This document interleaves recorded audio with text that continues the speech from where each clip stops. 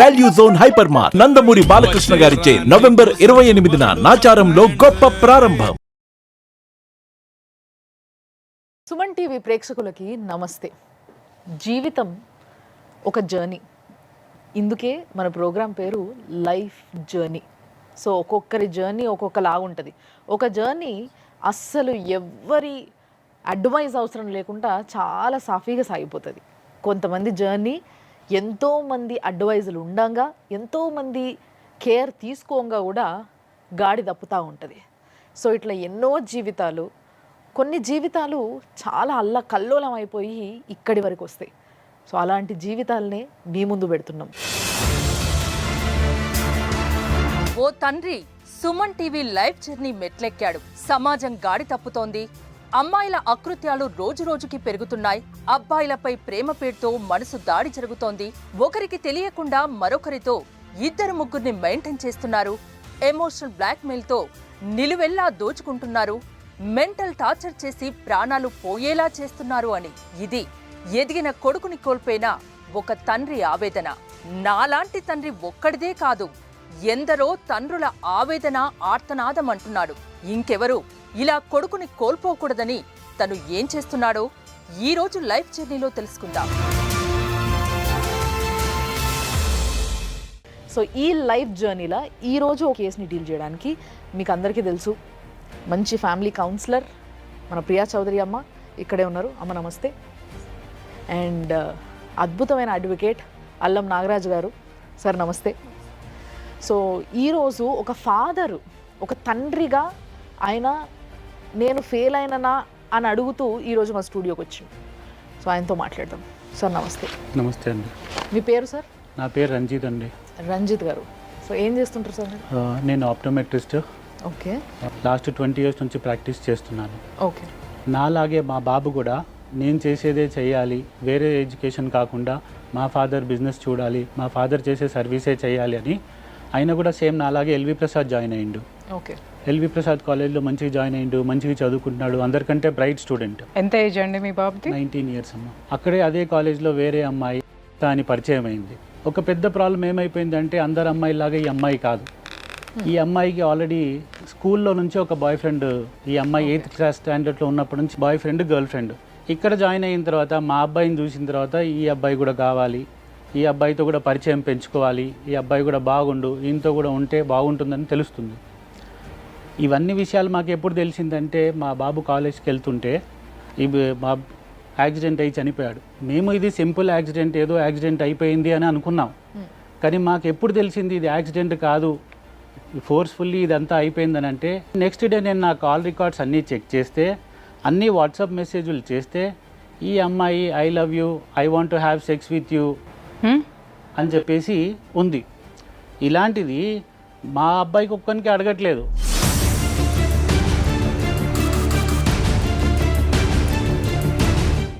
మీ అబ్బాయికి ఆ అమ్మాయికి పరిచయం ఎంతకాలం అండి? 4 months. 4 monthsలోనే డీప్ లవ్ ఉన్నారా మీ అబ్బాయి? 4 monthsలో అది ఎట్లా అయిపోయిందంటే ఈ torture, my son last 15 kgs of weight in this 4 months. ఎందుకు? Because of her torture. Within 4 monthsలో అమ్మాయి టార్చర్ పెడుతుంది అనుకున్నప్పుడు మీ అబ్బాయి పక్కకి ఎందుకు రాలేదు? ఆ అమ్మాయి అసలు ఈ పెట్టినటువంటి టార్చర్ ఏంటి? మాకు ఆ విషయం ముందే తెలిసింటే ఈరోజు మా బాబు మాతో పాటు ఉండేవాడు. ఇప్పుడు డిప్రెషన్లో ఉన్నది మీరు గుర్తించలేదా? డైట్లో ఉండి డిప్రెషన్లో ఉన్నాడని అనుకుంటున్నారా? We thought is a simple good weight loss.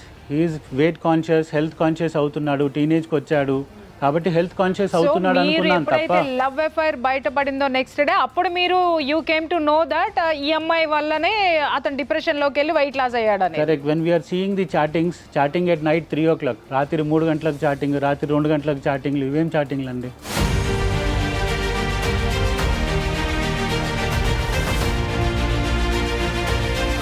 ఇవాళ పిల్లలు ఎంత స్మార్ట్గా తయారయ్యారంటే ఆయన బాధ ఏంటంటే అంత మంచి పిల్లవాడు ఈరోజు ఇలా అయిపోయాడు అనేది మనం బాధపడాలి. ఇప్పుడు ఇక్కడ ఏంటంటే చదువు మంచిగానా బ్యాడ్గానా తీసి పక్కన పెడితే ప్రతి పిల్లలు టీనేజ్లో ఉన్నవాళ్ళు, ప్రీ టీనేజ్లో ఉన్నవాళ్ళు సెల్ ఫోన్ చేతికి ఇచ్చిన ప్రతి ఒక్కళ్ళు మాట్లాడేది ఏంటంటే నేను దీంట్లో మ్యాథ్స్ చూసుకుంటున్నా, దీంట్లో సైన్స్ చూసుకుంటున్నా, దీంట్లో దరిద్రం చూస్తున్నానని చెప్పడు. మనకి స్కూల్స్ అన్ని ఫోన్ల మీద ఆధారపడుతున్నాయి, అన్ని నెట్ మీద ఆధారపడుతున్నాయి. ఇవాళ మనం ఏది నో అనడానికి వీళ్ళేనటువంటిది.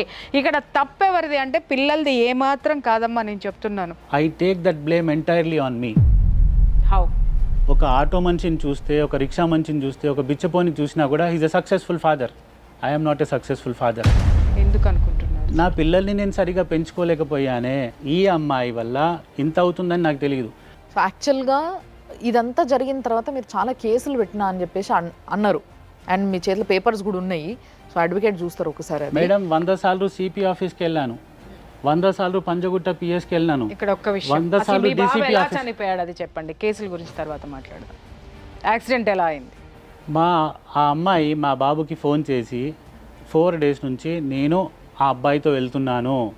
అట్లా విచ్చలవిడిగా ఓపెన్గా ఒప్పుకోవడం అనేది ఎంతవరకు అంటే అది కరెక్టేనంటారా మీరు చూసి? ఆ ఒప్పుకోవడంలోనే పెయిన్ ఉంది సార్. పెయిన్ ఉండి నేను కావాలని అరెస్ట్ చేసి దూరం పెడదామని చెప్పి నీకు చిన్నగా పించ్ చేస్తాను, నువ్వేం ఫీల్ కాకు, నువ్వేమి పెయిన్ ఫీల్ కాకు అని పించ్ చేయడమే అది. నేను ఇచ్చాను నొప్పయిందా, మళ్ళీ ఇచ్చాను నొప్పయిందా అని అడగడమే ఇది. వేరే నేను అబ్బాయితో నేను పోతా అనేసి ఆ పిల్ల చెప్తున్నప్పటికీ మీ అబ్బాయే ఆమె వెనకబడ్డా అయితే వాయిస్ రికార్డులో మాట్లాడింది, ఐ లవ్ యూ చెప్పు, ఐ లవ్ యూ చెప్పు అని. మా అబ్బాయి అదే కాల్లో నాది మిస్టేక్ అయింది నీతో ఫ్రెండ్షిప్ చేయడము, నీలాంటి ఫ్రెండ్షిప్ అని చెప్పి అది కూడా ఉంది. లాస్ట్ 1 వీక్ నుంచి నేను అబ్బాయితో వెళ్తున్నా అంటే, సరే ఆ అబ్బాయి నీకు 8th క్లాస్ నుంచి ఫ్రెండ్స్, నేను 4 months నుంచి ఫ్రెండ్, 4 months నుంచి అఫేర్ అంటున్నావు, లవ్ అంటున్నావు, కిస్ మీ అంటున్నావు, హగ్ మీ అంటున్నావు, I want to have sex అని అంటున్నావు.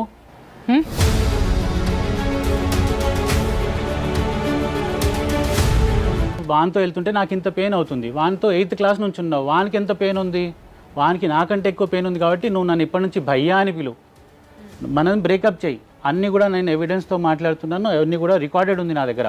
సో ఇప్పుడు ఇంతకీ యాక్సిడెంట్ ఎలా జరిగిందో నేను చెప్తానమ్మా. Next day ocular biology exam ఉంది. ఓకే. వారం నుంచి నేను ఆ అబ్బాయితో ఆ రోజు వెళ్తున్నాను, నేను ఎగ్జామ్ రాయట్లేదు అని చెప్పింది. మావాడు అంటాడు, వచ్చి అట్లీస్ట్ నువ్వు రాసేసి వెళ్ళు, మేడం పాస్ మార్క్స్ ఇస్తుంది, పాస్ అవుతాను. ఆ రోజు రాత్రి చాటింగ్లో కూడా నువ్వు వెళ్ళొద్దు అన్నావు. ఇది యాక్సిడెంట్ అయ్యే 1 minute ముందు వాయిస్ కాల్ అండి. దీని తర్వాత ఈ యాక్సిడెంట్ అయ్యింది. దీని గురించి నేను పిఎస్కి వెళ్ళినా ఎక్కడికి వెళ్ళినా నాకు ఏ పరిష్కారం దొరకలేదు. ఒక ఫుట్బాల్ లాగా అయిపోయాను. లాస్ట్కి సుమన్ టీవీకి వచ్చాను, కొంచెం అవేర్నెస్ తీసుకొద్దామని. నాకు అయిన ప్రాబ్లం ఇంకెవరికి కావద్దు. హలో ఎడునా ఐ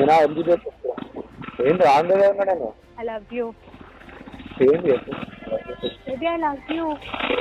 ఇంత మంచిగా చెప్తున్నారే, నాకు ఉల్టా చెప్తలేను కూడా చెప్తలేవు. డ్రైవింగ్ చేస్తే నోరు లేదా? నోరుతో చేస్తున్నావా? ఇప్పుడు నాకు చెప్తావా చెప్పవా? మంచిగా చెప్పు. జాగ్రత్తగా ఉండు, నేను లేనని కాదు. నువ్వు నోరు మూసుకోరాదు. కన్నలు నీ పొంద అంటే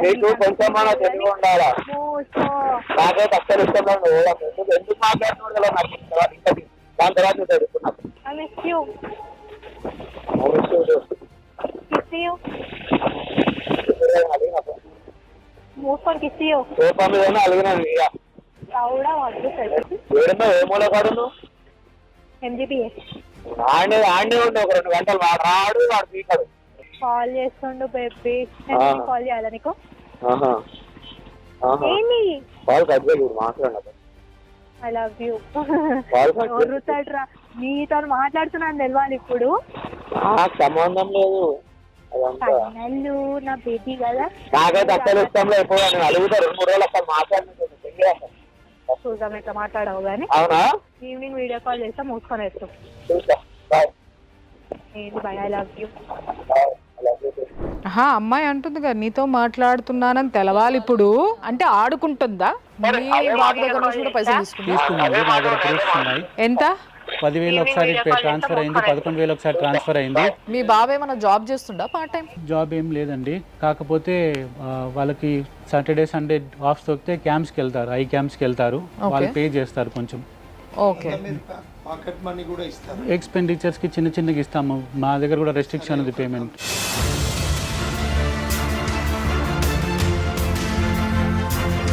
బిఫోర్ యాక్సిడెంట్ ఏదైతే టైమింగ్ కూడా పడుతుంది కదా, యాక్సిడెంట్ అయిన టైము కాల్ చేసిన ఉందండి. దీని మీద మీరు ఇంతకుముందు చెప్పింది కదా పోలీస్ కంప్లైంట్ ఇచ్చినానండి. ఈ ఎవిడెన్సెస్ అన్నీ మీరు సబ్మిట్ చేసిండ్రు కదా, పోలీస్ వారు ఏం యాక్షన్ తీసుకోలేదా? ఆసిఫ్ నగర్కి వెళ్ళాను నేను. ఓకే. ఇది సెల్ఫ్ యాక్సిడెంట్ కింద చెప్పేసి చెప్పారు, ఎవరు లేరని చెప్పి సెల్ఫ్ యాక్సిడెంట్ అని. ఆసిఫ్ నగర్కి ఈ విషయం తెలియదు, ఈయన ఎమోషనల్లీ ఇంత ప్రెషర్ ఉంది, లాస్ట్ ఈ ఫోన్ కాల్ ఇట్లా వచ్చింది దీనివల్ల అని. మళ్ళీ నేను పంజగుట్టలో ఉంటాను కాబట్టి పంజగుట్ట పిఎస్లో కంప్లైంట్ చేసినాను.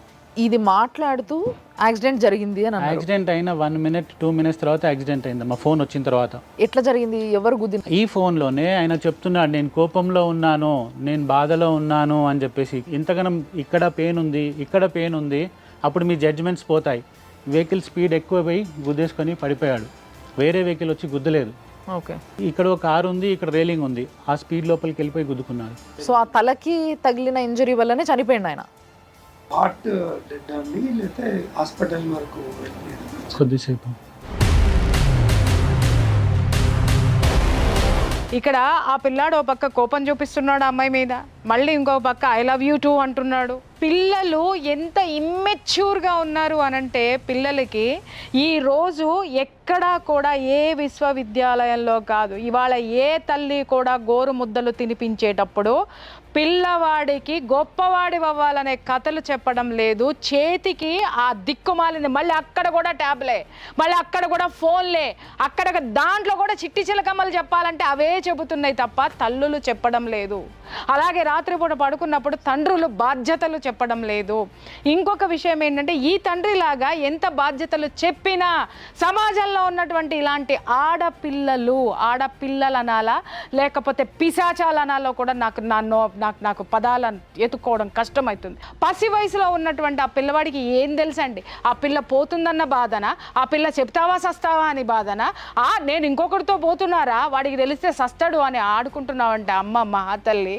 నిజంగా ఆడపిల్లలు అంటే, నేను కూడా ఒక ఆడపిల్ల కన్న తల్లినే, చెంపలు పగలగొట్టాలనిపిస్తా ఉంది. నిజంగా చెప్తున్నాను కదా, బరి తెగించి రోడ్ల మీదకు వదులుతున్నారు ఆడపిల్లల్ని. ఏం చేస్తున్నారు అనేది కూడా తెలియకుండా ఐ వాంట్ సెక్స్ అని మాట్లాడుతుందంటే, ఐ లవ్ యూ అని మాట్లాడుతుందంటే, 4 నెలల పరిచయంతో ఒక మగవాడితోటి ఆ అమ్మాయి చాటింగ్ చేసింది ఐ వాంట్ సెక్స్ అని చెప్పేసి అని మాట్లాడుతుంది అనంటే, కామంతోటి కళ్ళు మూసుకుపోయి ఎవరు తిరుగుతున్నారు ఈ ప్రపంచంలో?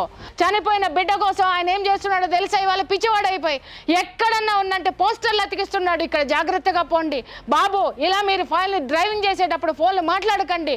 అతనికి జస్టిస్ దొరకలేదు ఆ తండ్రికి. ఎందుకు అనంటే, పోలీసులు మాట్లాడిన మాట వెళ్ళి అమ్మాయి మీద కంప్లైంట్ పెడదామనుకుంటే కంప్లైంట్ చెల్లలేదు.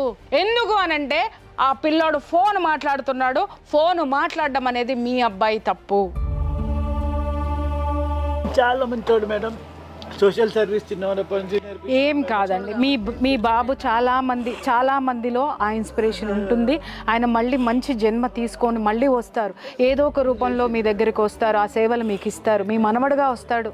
Please wait. ఈ లైఫ్లో నాకు ఒకటే ఉంది మేడం, చచ్చిపోయే ముందు ఆ అమ్మాయికి వార్నింగ్ ఇవ్వాలి.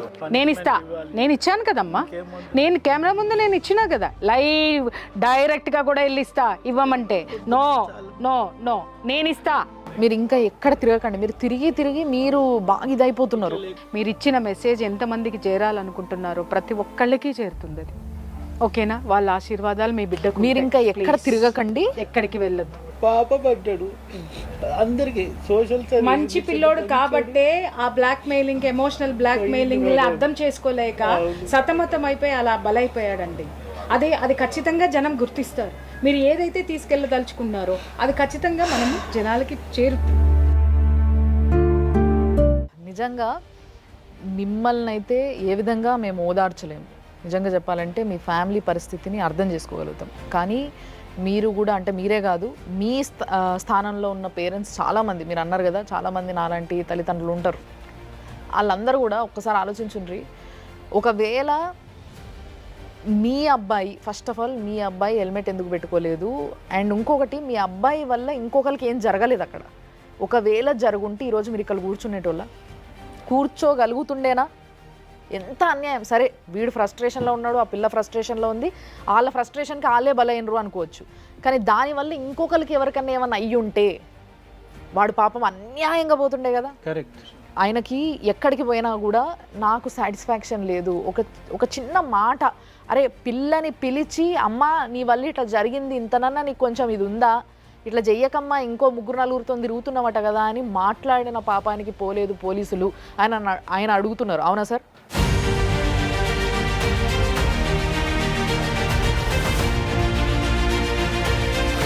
ఇలాగే నేను వాళ్ళ ఇంటికి కూడా వెళ్ళి ఎక్స్ప్లెయిన్ చేశాను, మీ బాబు జాగ్రత్త, మా బాబుకి ఇలా అయిపోయింది, మీ బాబు నా బాబు లాంటోడు, వాడిని జాగ్రత్తగా పెట్టండి, వానికి ఏమైనా నాకు బాధ డబల్ అయిపోతుంది. ఎంతసేపు ఏమన్నారండి అప్పుడు ఆయన? చూస్తానండి, థ్యాంక్ యూ అండి, జాగ్రత్తగా మేము కూడా చూసుకుంటాము. లాస్ట్ 6 months నుంచి మా వాడు కూడా సఫర్ అవుతుండు, ఏదో ప్లాస్టిక్ బాల్ పట్టుకొని పిసుకుతూ ఉంటాడు, వాడు టెన్షన్లో డిప్రెషన్లో ఉన్నాడు, రూమ్లో నుంచి బయటికి రాడు, ఇంట్లోనే ఉంటాడు. ఆ అమ్మాయి 8th క్లాస్ నుంచి 8th క్లాస్లోనే ఐ లవ్ యూ చెప్పకపోతే సూసైడ్ చేసుకుంటా అని చెప్పింది. వాళ్ళ మదర్ కూడా మాట్లాడారు నాతో, ఇలా అయ్యిందని చెప్పి. వాళ్ళ ఇంటికి కూడా మీరు పోయి వెళ్ళాము, నేను వెళ్ళాను. ఎస్, నాకెవరో వచ్చి మీ బాబు జాగ్రత్త అంటే మన కాలు మొక్కి నెత్తి పోసుకుంటుండే, నాకు చెప్పలేదు, నాకు అదృష్టం లేదు. ఏందండి మీ అమ్మాయి ఇలా చేస్తుందని వాళ్ళ స్కూల్ దగ్గరికి, వాళ్ళ ఇంటి అడ్రస్ తెలియకపోతే స్కూల్ దగ్గర పోయి అడిగాను. అయితే మేడం మీరు మీ పిల్లనే సరిగా పెంచుకోలేదు, వీరు ఇంతమంది పిల్లల్ని మరి మీరు ఏం చేస్తారు, కొంచెం జాగ్రత్తగా పెంచండి అని అంటే స్కూల్కి వచ్చారు, అల్లరి చేశారని చెప్పి చిక్కడపల్లి పిఎస్లో కంప్లైంట్ చేశారు. వాళ్ళ పాప ప్రైవసీని దెబ్బతీస్తారని చెప్పి. మేడం ఒక ఫాదర్కి ఎంత పెయిన్ ఉంటే 2 years తర్వాత నేను ఇక్కడ వచ్చి కూర్చున్నాను. అంటే ఇక్కడ మీకు అర్థం కావటం లేదు సార్, మీరు ఇంకా అర్థం చేసుకోవట్లేదు. మేము కానీ ప్రపంచానికి పారేస్తాం, మీరు మగపిల్లల్ని కనింది మా ఆడపిల్లలకి బలివ్వడానికి అనే సిగ్నల్ ఆవిడ ఇచ్చింది. మీకు అర్థమైందా? ఇక్కడ మేము బాధ్యత లేనటువంటి తల్లిదండ్రులం, పైగా ఆవిడ స్కూల్లో పనిచేస్తుంది టీచర్గానా? మేడం ఏమి నేర్పదలుచుకున్నారు మీరు పిల్లలకి? మేడం ముందు మీ అమ్మాయికి పాఠం చెప్పండి, మీ అమ్మాయికి ఇంట్లో కూర్చోబెట్టి ఎలా ప్రవర్తించాలో పాఠం చెప్పండి. ఇప్పుడు మీరు అడుగుతున్నారు కదా, ఇక్కడ అడ్వకేట్ ఉన్నారు. సో సార్ ఈయన ఏంటంటే అన్ని విధాలుగా ట్రై చేశారు, మీరు ఒకసారి పేపర్స్ క్రాస్ చెక్ చేసుకోండి, అన్ని విధాలుగా ట్రై చేసిండ్రు, ఏం చేయాలో నాకు అర్థమైతలేదు, ఏం చేస్తే బాగుంటుంది, ఒక అడ్వైస్ కావాలి నాకు అని చెప్పి మన దగ్గరకు వచ్చిండ్రు సార్. మేడం యాక్చువల్లీ అబ్బాయి అంటే ఫోన్ కాల్ మాట్లాడుకుంటూ ఇక్కడ మనం చూసినాము, అతను వినిపించిండు. ఇప్పుడు ఫోన్ కాల్ మాట్లాడుతుంటే ఆయన డ్రైవింగ్లో ఉన్నా అంటే డ్రైవింగ్ నోట్తో చేస్తున్నాం.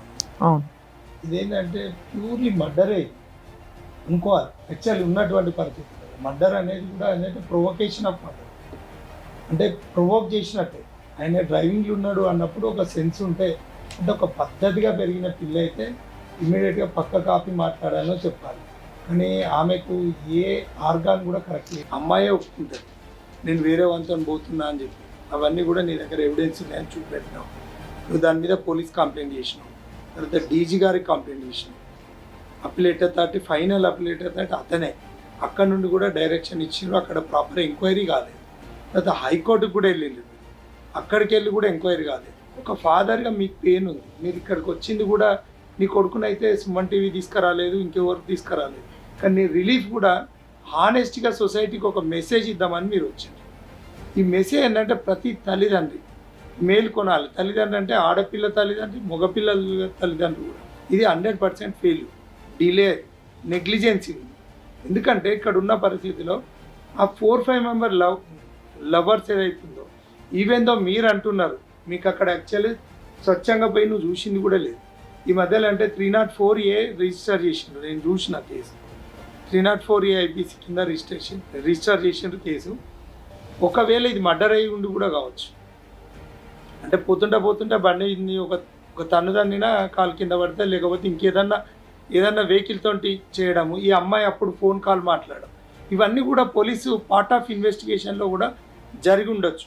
కానీ ఇక్కడ మనం ఒక్కటే ఏంటంటే, మన బాబు ఆయన డిప్రెషన్ పోయిండు, ఇట్లా అయిండు, ఇది ఉన్నది.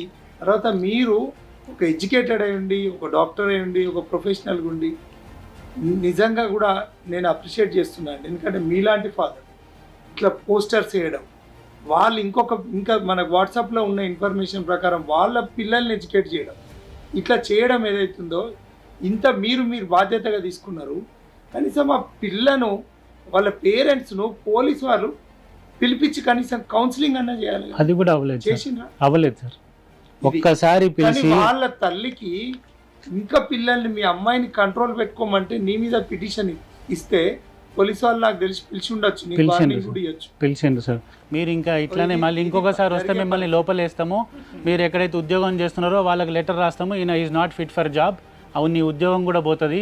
ఒక కొడుకుని పోగొట్టుకొని బరి తెగించిన కూతుర్ని కన్నా తల్లి ఇచ్చినటువంటి రిపోర్ట్కి వాల్యూ ఉంది, కానీ బిడ్డను పోగొట్టుకొని కడుపు కోతతో కూర్చున్నటువంటి తండ్రి ఆవేదన మాత్రం ఏ చట్టానికి పట్టలేదు.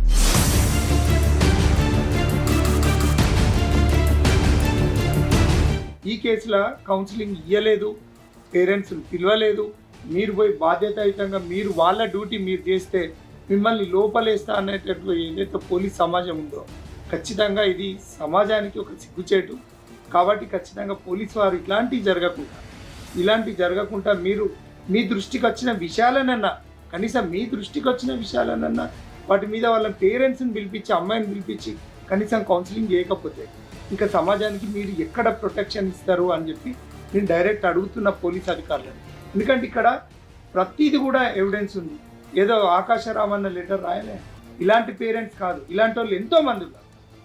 వాళ్ళందరి బాధను ఈరోజు ఇక్కడ నుండి మేము మొత్తుకునేది ఏంటంటే ఇక్కడ మా అందరి తరపున ఇలాంటి వాళ్ళను కాపాడుకోవాల్సిన బాధ్యత. ఇవాళ సెల్ ఫోన్స్ వచ్చినాయి, అనేక కారణాల వల్ల పిల్లలు చెడిపోతున్నారు. ఇప్పటికైనా కూడా ఆ పిల్లను ఒకవేళ ఆమెకు మ్యారేజ్ అయితే, మ్యారేజ్ అయిందా కాలేదా అంటే, మ్యారేజ్ అయిందా అండి ఆమెకు, కాకపోతే ఇంకానైనా కూడా ఆమె సెల్ ఫోన్ సీజ్ చేయాలి. సుమన్ టీవీ తరఫున అప్పీల్ చేస్తూ ఒక్కసారి వన్స్ అగైన్ నేను అప్రిషియేట్ చేస్తున్నా. మా బాబు వల్ల ఇట్లా నేను వచ్చినందువల్ల అట్లీస్ట్ కొంతమంది సేఫ్ అయిపోతే I will be happy.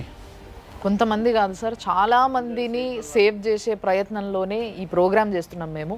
So ఇటు అమ్మ చెప్పిన మాటలు కానీ, లేకపోతే సార్ చెప్పిన మాటలు కానీ, ఇవన్నిటినీ వింటున్న ప్రేక్షకులుగా మీ అందరికీ ఒకటే ఒక విన్నపం ఏంది అని అంటే, మన రెస్పాన్సిబిలిటీ మనం కరెక్ట్గా చేయకపోవడం వల్ల వచ్చేవే సమస్యలు.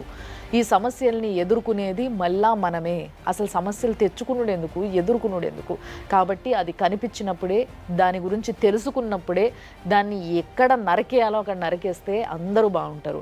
ముఖ్యంగా మీ వైఫ్కి, అమ్మ మీ కొడుకుని తిరిగి ఎవ్వరూ తేలేరు, కానీ మీరు ఆరోగ్యం పాడు చేసుకొని ఉన్న ఇంకొక కొడుకుని నెగ్లెక్ట్ చేయకండి. ఇలాంటివి ఎన్నో జరుగుతున్నాయి, వాళ్ళందరికీ తెలవాలే. కొంచెం తల్లిదండ్రులు కూడా వాళ్ళపైన కొంచెం కన్నేసి ఉంచండి, వాళ్ళు ఏం చేస్తున్నారో తెలుసుకోండి అని చెప్పి ఒక విన్నపం చేస్తున్నాం మేము. ఆయనేమి బాధ్యత లేకుండా పెంచలా బిడ్డని, అలాగని చెప్పేసరి టైట్ చేయలా, మంచి ఎడ్యుకేటెడ్ కింద తయారు చేస్తున్నాడు ఆయన కొడుకుని. ఇంకొకటి అదే ఈయన యొక్క సబ్జెక్టునే బిడ్డ తీసుకొని, అంటే తండ్రి నుంచి ఇన్స్పైర్ అయ్యి తను కూడా అదే ప్రొఫెషన్లోకి వెళ్ళాలని చెప్పి, అతనికి ఒక ఆశయం ఉంది జీవితంలో. ఒకటి ఆల్రెడీ ఒక ఆశయాన్ని అతను సృష్టించుకున్నాడు, దానికోసం కృషి చేసేటటువంటి ఒక మంచి పిల్లవాడు. Note this point all the public. అలాంటి పిల్లవాడిని ఒక బోకు చెడగొట్టింది. ఇంట్లో చక్కగా పెంచుకున్న ఆడపిల్లల్ని కూడా చెడగొట్టే దరిద్రపు కూడా ఈ ప్రపంచంలో ఉన్నారు. ఇలాగని చెప్పి అందరూ చెడ్డవాళ్ళు కాదు, అందరూ మంచివాళ్ళు కాదు. ఇక్కడ మంచివాడుంటే చెడ్డవాడితోటి ఇక్కడ జరుగుతున్నది హామ్, మంచివాడికి జరుగుతున్నది. మన బిడ్డల్ని మనం కాపాడుకోవడం కోసమైనా మనం నోరు విప్పాలి. మన ముందు జరుగుతున్నటువంటి వాటిని క్వశ్చన్ చెయ్యాలి. ఆ అమ్మాయి నా హెల్త్ బాగలేదు, నేను బాగలేను, నేను కోమాలోకి వెళ్తున్నాను, సింపతిలోకి తీసుకెళ్తుంది ఎప్పటికప్పుడు. ఎస్, ఇంకోటి ఆ సింపతిలోకి తీసుకెళ్ళింది, దగ్గర తీసుకొస్తుంది. నేను అబ్బాయితో వెళ్తున్నాను, నువ్వు బాధపడకు. డెఫినెట్లీ యాక్చువల్లీ మీరు మాట్లాడిన విషయం ఏదైతుందో అందరు పేరెంట్స్ కూడా నేను చెప్పేది ఏంటంటే, ఒక అడ్వకేట్గా మా దగ్గర చాలా ఇష్యూస్ వస్తాయి కాబట్టి పిల్లలతోటి కొంత ఫ్రెండ్లీగా ఉండడం కొంచెం అవసరం. మనం ఏంటంటే కొంత రిస్ట్రిక్షన్స్ పెట్టాలి. వాళ్ళతో ఏంటంటే ద బెస్ట్ ఫ్రెండ్స్ అంటే పేరెంట్సే ఉండాలి. అన్నీ చెప్పుకునే అవకాశం ఇచ్చే రోజులు వచ్చినాయి. కొంత అంటే మీరు మంచిగానే పెంచి ఉండొచ్చు, కానీ ప్రతి పేరెంట్ కూడా వాళ్ళని ఒక పర్సనల్ లైఫ్లో వాళ్ళకు ఒక ప్రతిది కూడా షేరింగ్ చేసుకునే అవకాశం ఇవ్వాల్సిన అవసరం ఉంది. ఉంటే ఏంటంటే కొంత వాళ్ళు మంచి చెడు అన్నీ కూడా చెప్పుకునే ప్రైవసీ కూడా ఇచ్చే అవసరం ఇప్పుడు రానున్న ఈ సొసైటీలో అవసరం ఉందని చెప్పేసి కూడా నేను గుర్తు చేస్తున్నా. అందరికీ రిక్వెస్ట్, ఇలాంటి అమ్మాయిలతో జాగ్రత్తగా ఉండండి. ఎప్పుడు ఎలా ఎవరు స్టార్ట్ చేస్తారో తెలియదు, మాటలతో ఉండొచ్చు, ఎలాగో ఉండొచ్చు. మీ పిల్లల్ని మీరు జాగ్రత్తగా పెట్టుకోండి. సో చూసిండ్రు కదా, ఇది ఈరోజు వచ్చిన ఇష్యూ. ఈ ఇష్యూకి నిజంగా ఏం చెయ్యలేని పరిస్థితులు ఉన్నాం మేము. చాలా విషయాలు చెప్పగలిగినాం, కానీ ఇదంతా మనందరి చేతిలో ఉంది, మాతో పాటు మీ చేతిలో కూడా ఉంది. కాబట్టి బాధ్యత వహించండి. మీ అందరికీ చెప్పాలనుకోండి, జాగ్రత్తగా ఉండండి. అమ్మాయిలు కానీ అబ్బాయిలు కానీ, అమ్మాయిలకి అబ్బాయిలకి చేస్తున్న వాళ్ళందరికీ ఇది ఒక వార్నింగ్ కింద తీసుకోండి. మీరు ఈడిదాకా, మీ కేసు ఈడిదాకా వచ్చేదాకా చూసుకోకండి. మీ ఇంటిని, మీ పరువుని, మీరు, మీ లైఫ్, మీ ఫ్యూచరు కాపాడుకోండి. అద్భుతమైంది జీవితం, అందమైంది జీవితం అనే విషయం చెప్పడానికే చేస్తున్న ప్రోగ్రామ్ ఇది, లైఫ్ జర్నీ. ఇంకొక కేసుతోని తప్పకుండా మళ్ళీ కలుస్తాం. చూస్తూ ఉండండి సుమన్ టీవీ.